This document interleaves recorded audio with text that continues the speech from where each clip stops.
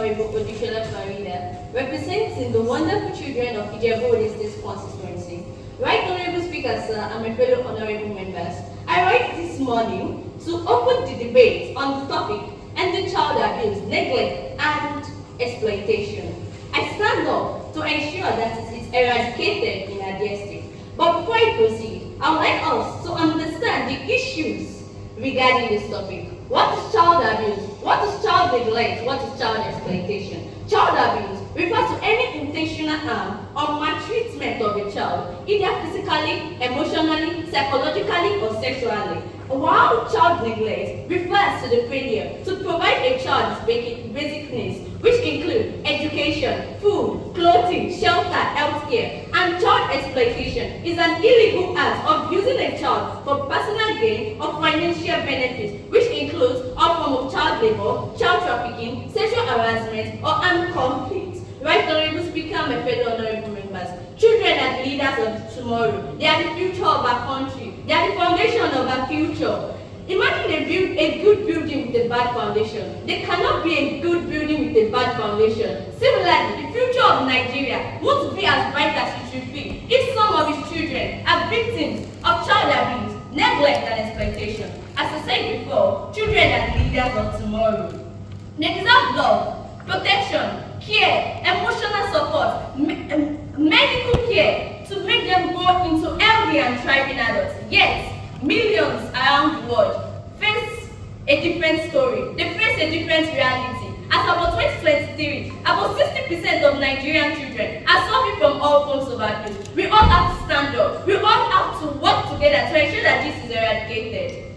Right, Honorable Speaker, sir, my fellow honorable members, child abuse can occur in various forms. The first form I'd like to talk about is physical abuse. This involves the infliction of any physical harm or pain on a child. Imagine a father beating his child mercilessly just because he refused to do a simple house chore. He refused to wash the plate. Imagine a son having a mother or a father that is a drunkard. Some of these parents, they turn these children into punching bags. They use them to let out their anger. These children have rights. We have to stand up and ensure that their rights are protected. Then to ensure that they have a voice in the community. These children are the leaders of tomorrow. Let's protect them. Take for example, a mother that does not care for her child. She's just inflicting bruises, wounds, injuries on the body of that child, pouring hot water on the child. This child has feelings. Imagine long-term consequences such effects will have on the child. And this is a person that hot water has poured on his body. The mark still remains there, though it may later go, but the long-term effect, it continues to see. The fear continues to come back. It continues to remember the trauma. Another form is exposing children to hard labor. Why do you tell a child to work in a bricklaying industry? Why do you tell a child to carry blocks? Why do you tell a child to make cement? All this is not proper. We all have to stand up. We all have to fight together to ensure that child trafficking, child abuse does not take place. It has to be eradicated. Another form of child abuse that I often like to talk about, trying to always speak on my fellow honorable members, is sexual abuse.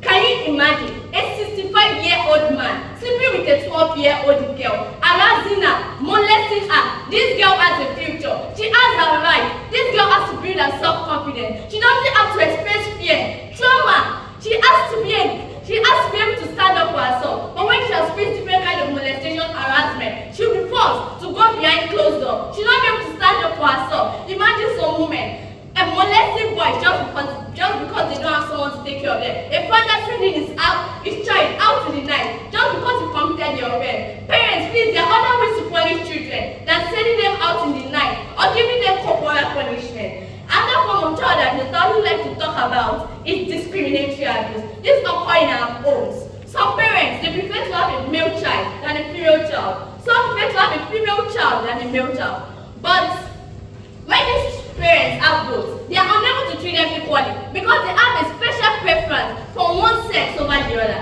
There's been a lot of advocacy. There's been a lot of public enlightenment on gender equality. But people still don't really understand what gender equality means. When we say gender equality, because most gender equality programs are usually about girls. So when people say gender equality, it's about girls.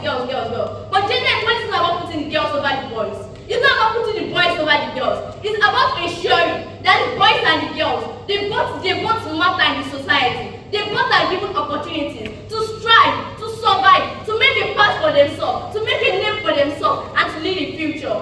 if gender equality is achieved, a boy can become a caterer, he can become a cook, he can become a shop, he can become a caregiver. But if gender equality is not achieved, they'll tell you you are a boy, what are you doing in the kitchen? You don't need to know how to cook. If gender equality is achieved, a girl can become a minister, she can become a governor, she can become a president. She's a woman or she's a girl, doesn't mean she can't hold such a position. Right, Honorable Speaker, my fellow honorable members, I want us all to come together, united in our pursuit to ensure that child abuse, neglect, and exploitation is eradicated in our dear state. Right, Honorable Speaker, sir, my fellow honorable members, I want to urge you all to join me in passing this motion into a resolution. Thank you for listening. Thank you, Honorable Farida. I am Honorable Maxuda Flash, representing adult and South State Constituency. I rise this beautiful morning